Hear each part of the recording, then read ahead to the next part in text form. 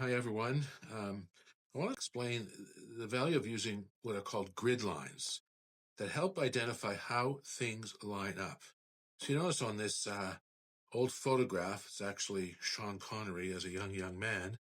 I've just drawn some example grid lines. They're not necessarily evenly spaced, but they show you the outside of this ear.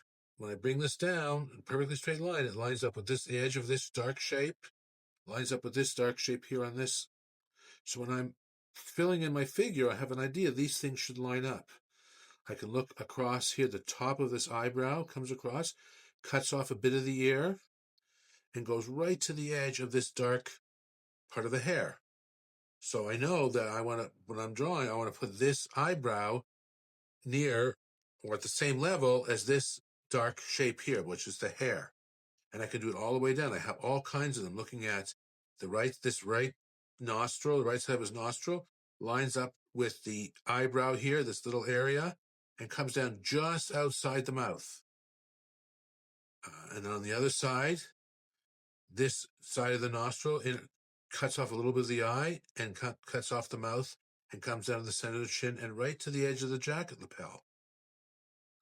If I cut across the top here, over the tie, where's that line up with? And I'm always looking at these relationships because ultimately to get likeness or even to get something that looks real, has a reality base to it, things need to be lined up. And that's what ultimately gives you the likeness or at least a good solid structure of the human form, in this case, human head.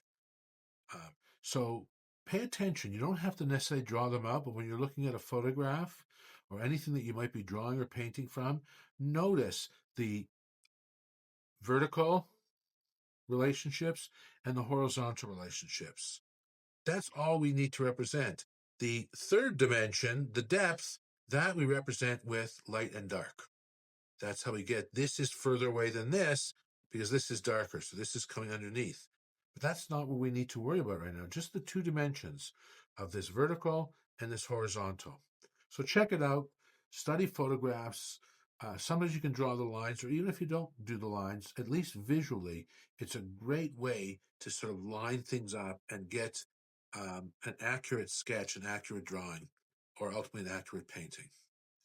I wish you all the best with that. It takes practice, but I think you'll find it worth it. Bye-bye.